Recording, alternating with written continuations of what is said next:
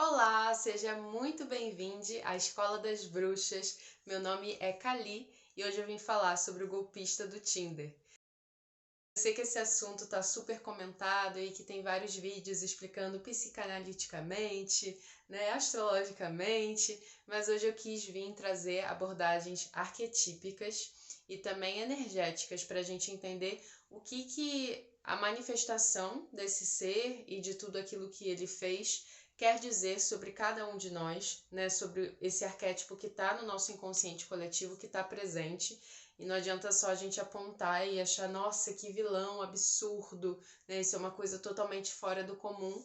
E entender o que ele tem a nos ensinar, o que ele tem a nos dizer. E é sobre isso que eu vou falar hoje.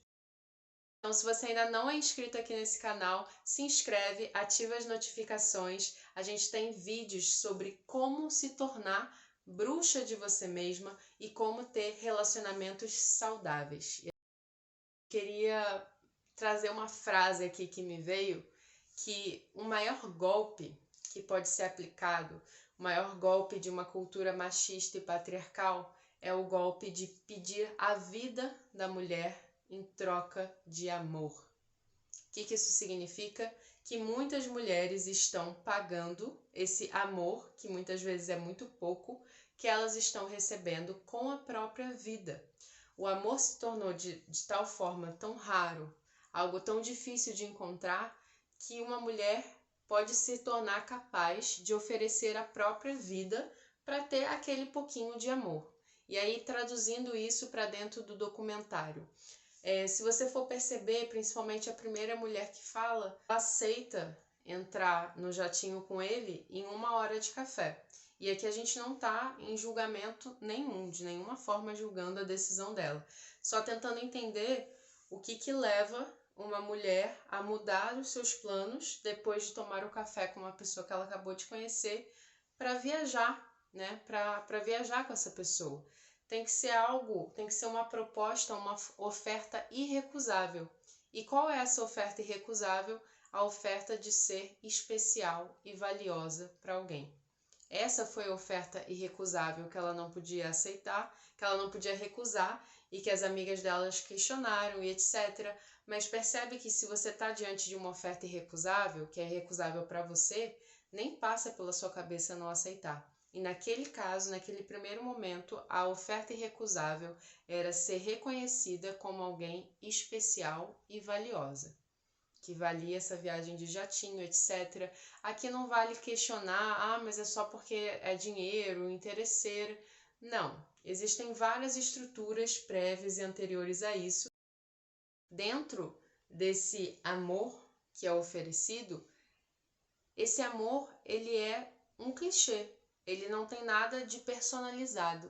Ele é um amor blockbuster. Ele é um amor mainstream. Ele é um amor que pega todos os signos de tudo o que aquela mulher gostaria de ouvir e coloca numa compota só. Se existe algum senso crítico construído previamente de acordo com experiências, com terapia, com autoinvestigação, né? A gente pode desconfiar de quando o amor nos é entregue dessa forma despersonalizada. Mas no caso de uma ou de todas essas mulheres, se torna uma necessidade tão primordial, o nosso senso crítico diminui muito. Então isso não quer dizer que elas não tenham senso crítico. Quer dizer que aquilo se tornou de tal modo uma necessidade que o senso crítico delas diminuiu muito. Já saiu uma reportagem essa semana de uma mulher contando como foi a experiência dela com o encontro com o Simon Leviev. E ela diz que ele também fez uma proposta de um iate, etc., e que ela achou estranho e que ela recusou. Ficou com aquela pulga atrás na orelha, mas recusou.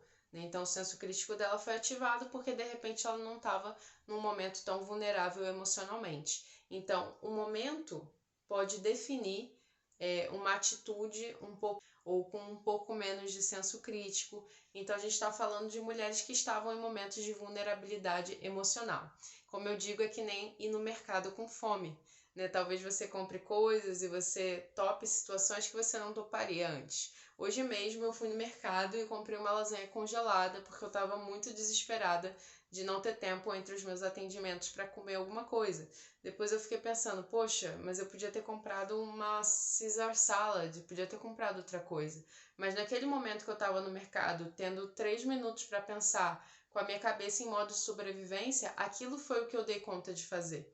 Mesmo que não seja uma escolha que eu faria racionalmente, com a cabeça mais fria. E aí tem outros eventos que influenciaram na decisão de hoje. Por exemplo, eu não fui para academia, eu não fiz yoga, então eu não cumpri ali minha rotina matinal, que me dá um mínimo de centramento para que eu tome decisões de um lugar mais alinhado com os meus valores. Então a vulnerabilidade emocional vem dessa desproteção em relação a si mesma, em relação ao relacionamento que a gente tem conosco.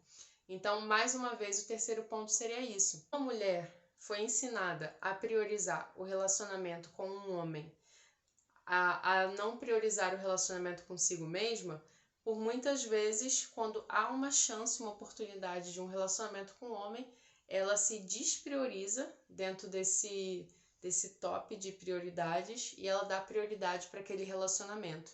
E aí, dependendo do nível de necessidade, e às vezes essa necessidade não é uma necessidade própria, é uma necessidade vinda de uma pressão social, de uma pressão familiar, então não necessariamente é algo que a própria mulher deseja, mas aí esse lugar do desejo já está completamente desconfigurado, porque se ela não está alinhada com ela mesma, ela também não está alinhada com aquilo que ela deseja. Ela não sabe exatamente aquilo que ela deseja. Essa relação consigo mesma acaba em segundo plano, porque imagina, dentro do filme, ele pede muito dinheiro, né? E se vê que por impulso essas mulheres agem na lata, já entregando aquele dinheiro. Por quê? Porque não existe um hábito, uma cultura de uma mulher tomar um espaço para si, para tomar decisões, né? Enquanto os homens sempre tiveram esse espaço de silêncio, né? De ghosting, de se afastar para poder tomar uma escolha, uma decisão, estar em processo, estar de luto.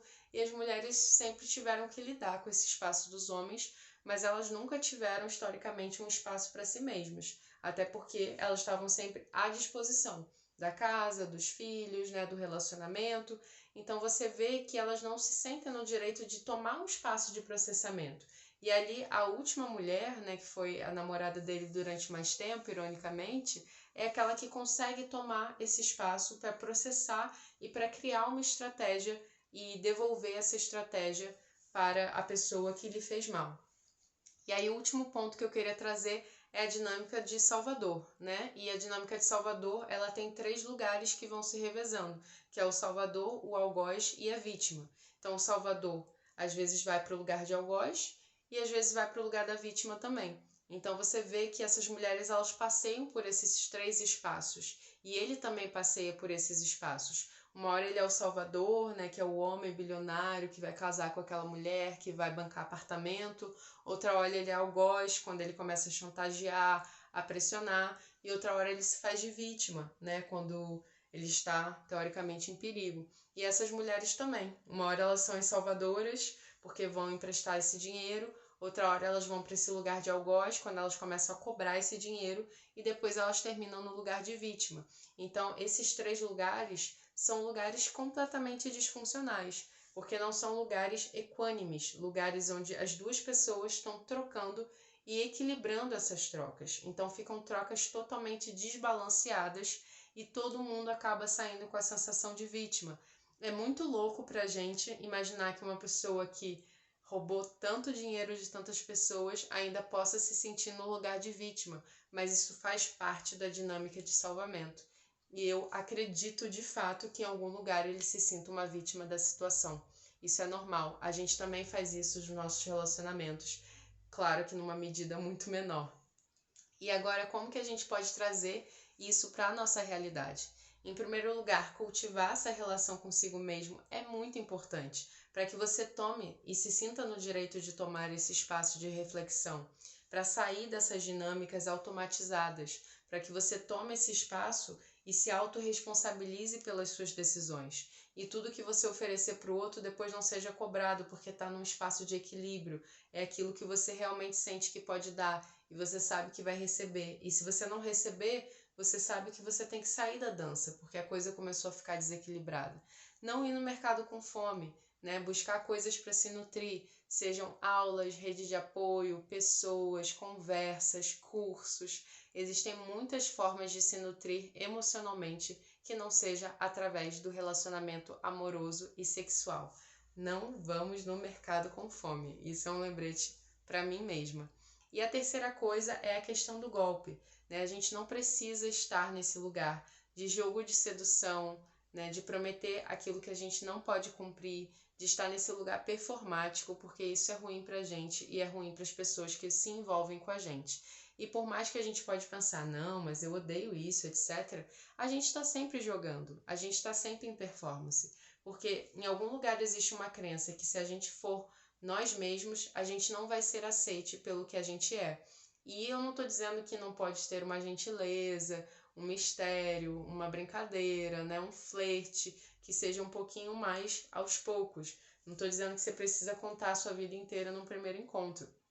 O que eu estou dizendo é que você pode dar esses passinhos dessa dança de uma forma mais autêntica, de uma forma mais despida de querer agradar ou de querer seduzir, porque esse lugar é um lugar que acaba construindo relacionamentos fakes, que foram baseados em projeções artificiais de nós mesmos. E quando a gente se mostra vulnerável desde o começo, mesmo que seja aos poucos, não precisa ser assim uma surra de vulnerabilidade. A tendência é que a gente construa relacionamentos com mais espaço, com menos jogos, com mais crescimento mútuo e com mais, principalmente, aceitação das feridas que a gente traz, das diferenças que a gente tem e daquilo que a gente deseja conquistar junto com essa outra pessoa. Eu espero que vocês tenham gostado dessas reflexões. Partilhem aqui comigo nos comentários o que vocês acharam do filme, se vocês já viram. Partilhem comigo também o que vocês acham dessas reflexões e o que vocês podem trazer como reflexão para a vida de vocês. E se vocês gostam desse tipo de vídeo, por favor, me inscreva também para que eu possa fazer mais. Em Lakesh, eu sou um outro você e até o próximo vídeo.